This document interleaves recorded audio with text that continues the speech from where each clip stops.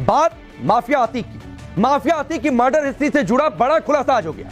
Police जांच के मुताबिक अतीक ने खुद पर हमले की प्लानिंग की थी और इस प्लानिंग को एग्जीक्यूट करने का जिम्मेदारी दी गई थी गुड्डू मुस्लिम को।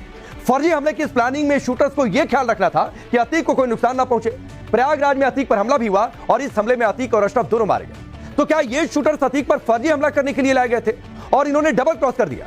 क्या गुड्डू मुस्लिम ने गद्दारी कर अतीक को निपटा दिया? अतीक ने गुड्डू से कहा कि हमला करवाओ, तो किसने गुड्डू से कहा कि अतीक की हत्या करवा दो? तमाम सवालों की पड़ताल करती हमारी एक्सक्लूसिव रिपोर्ट देखिए।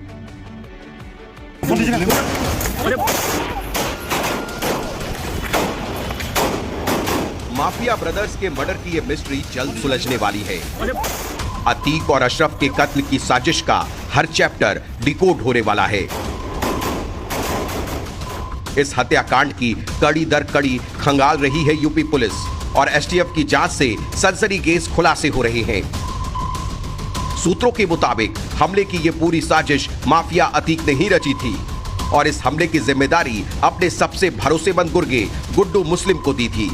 पुलिस कस्टडी के दौरान हमला करने का प्लान ऐसा था कि अतीक और अशरफ को नुकसान न हो, लेकिन शूटर्स ने मौके पर डबल क्रॉस कर दिया। सूत्रों के मुताबिक अतीक ने गुड्डू मुस्लिम से कहा था कि हमला कराओ, तो सवाल यह है कि गुड्डू मुस्लिम को किसने कहा कि अतीक और अशरफ की हत्या कर दो? क्या गुड्डू की गद्दारी की बात अशरफ को पता चल गई थी और अशरफ गुड्डू से जुड़ा यही खुलासा करना चाहता था? क्या इसी वजह से अतीक और अशरफ की हत्या कर दी गई? अगर गुड्डू मुस्लिम ने गद्दारी कर अतीक और अशरफ की हत्या करवा दी है, तो गुड्डू मुस्लिम ने किसके कहने पर डबल क्रॉस किया? वो अतीक के किस विरोधी गैंग से जा मिला?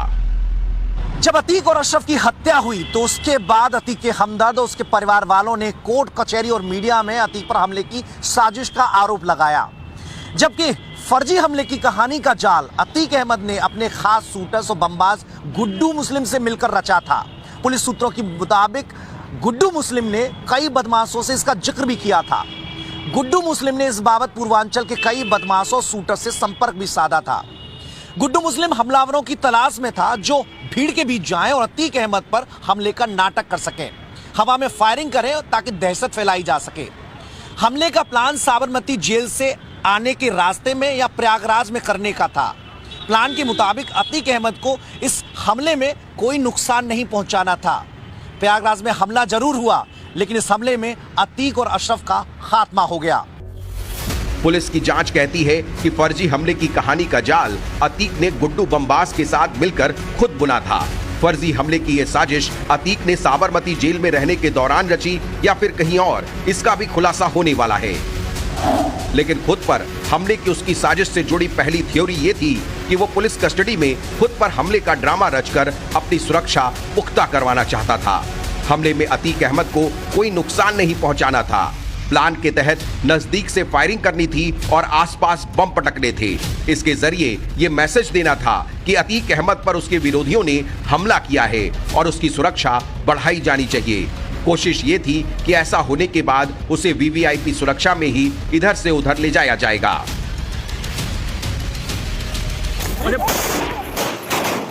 अतीक अपने नजदीक फायरिंग और बमबाजी कराकर अपनी सुरक्षा बढ़ाना चाहता था। अतीक को लगता था कि अगर वो अपने नजदीक फायरिंग या बमबाजी कराएगा तो उसकी सुरक्षा बढ़ जाएगी और फिर कोई उसे मार नहीं पाएगा या पुलिस एनकाउंटर में उसे मारा नहीं जाएगा। इसी कारण से उसने अपने खास शूटर गुड्डू बमबाज को इस पूरे प्लानिंग की जिम्मेदारी सौंपी थी। तो क्या अब सवाल ये उठता है कि गुड्डू बमबाज ने अतीक अहमद को डबल क्रॉस किया, और अगर डबल क्रॉस किया है तो आखिर कौन है वो मास्टरमाइंड जिसने अतीक की हत्या को अंजाम दिया है? पुलिस लगातार इस लाइन पे इन्वेस्टिगेट कर रही है और ये जानने की कोशिश कर रही है कि आखिर और कौन कौन से तार इस पूरे हत्याकांड से जुड़े हुए हैं।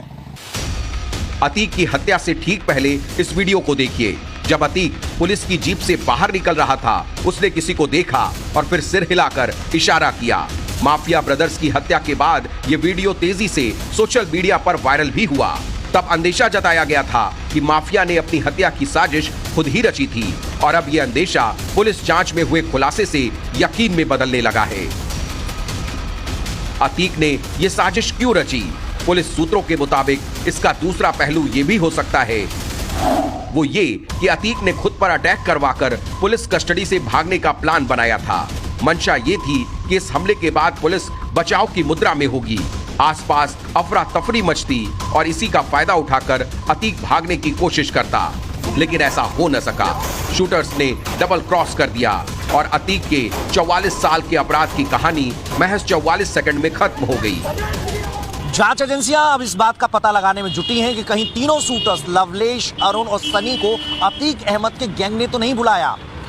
कहीं अतीक अहमद गैंग के किसी सदस्य ने गद्दारी कर हमले का ड्रामा करने के बजाय उसे मारने की सुपारी दे दी हो। कहीं ऐसा तो नहीं कि तीनों शूटर्स कहीं और से मैनेज हो गए हों और डबल क्रॉस कर दिया हो। पुलिस का शक इस वजह से और बढ़ गया है कि इन तीनों ने वारदात को अंजाम देने के बाद सरेंडर कर दिया था और बार बार यही दोहरा रहे थे कि इन्हें किसी ने भेजा नहीं है, इन्होंने हत्या खुद की है। अब तो गुड्डू मुस्लिम की गिरफ्तारी के बाद से ही इस राज से पर्दा उठ सकेगा कि अतीक को उसने डबल क्रॉस क्यों किया। अतीक के बाद अब गुड्डू मुस्लिम ने किसको अपना नया आका बनाया है, लेकिन जहां तक फर्जी हमले के ड्रामा रचने की बात है तो अतीक इसका मास्टर रहा है। अतीक ने ऐसी ही साजिश साल 2002 में भी रची थी। 2002 में प्रयागराज जिला कचहरी में पेशी के दौरान पुलिस कस्टडी में अतीक पर बम से हमला किया गया था। तब अतीक को मामूली चोटें आई थीं।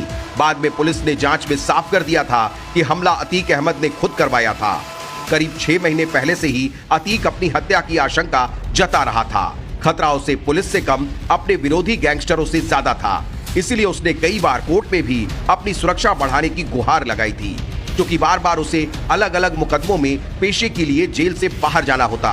ऐसे में उसने खुद ऐसी साजिश रची थी कि पुलिस सुरक्षा बढ़ाने को मजबूर हो जाए। पुलिस सूत्रों की माने तो अतीक के बेटे असद और शूटर गुलाम भी इसी मकसद से झांसी पहुंचे थे। उस समय खुद गुड्डू मुस्लिम भी झांसी में ही था। झांसी में वारदात को अंजाम देने के लिए रेकी भी कर ली गई थी, लेकिन इन्हें हमला करने का मौका नहीं मिला। वहीं प्रयागराज पहुंचने पर अतीक और अशरफ की हत्या हो गई। राज्य में आप लोग नहीं गए थे, क्या कहना, आप कुछ कहना? आईडी वो हम दे देंगे तुमको। मौत से पहले अशरफ के आखिरी शब्द गुड्डू मुस्लिम था। गुड्डू मुस्लिम। इसलिए शक की सुई अतीक के बमबाज गुड्डू मुस्लिम पर सबसे ज्यादा घूम रही है। सूत्रों के मुताबिक लवलेश तिवारी पहली बार उमेश पाल की हत्या के बाद प्रतापगढ़ में गुड्डू मुस्लिम से मिला था और दूसरी बार वो प्रयागराज में अतीक के ठिकाने पर गुड्डू मुस्लिम से टकराया था। उमेश पाल मर्डर के बाद उसके कातिल प्रतापगढ़ में फरारी के दौरान ठहरे थे। उसमें अतीक अहमद का बेटा असद भी था, बमबाज गुड्डू मुस्लिम भी था। इतना ही नहीं, अतीक गैंग के कुछ गुर्गे भी बताए जाते हैं।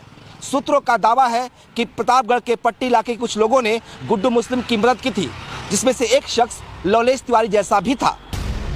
सूत्रों के मुताबिक एसटीएफ के पास उन लोगों के नाम भी पहुंच चुके हैं जिन्होंने अतीक गैंग को प्रतापगढ़ में लीड करने वाले गुड्डू मुस्लिम की हेल्प की थी, क्योंकि इन लोगों ने जिस रेस्टोरेंट में खाना खाया था वहां कंप्यूटराइज्ड बिल एसटीएफ ने लवलेश तिवारी की निशानदेही पर बरामद कर लिया है। और इसी जांच के दौरान यह भी सामने आया कि गुड्डू मुस्लिम या उससे जुड़े कुछ लोग अतीक अहमद की हत्या के बाद प्रतापगढ़ के उसी इलाके में फिर पहुंचे थे।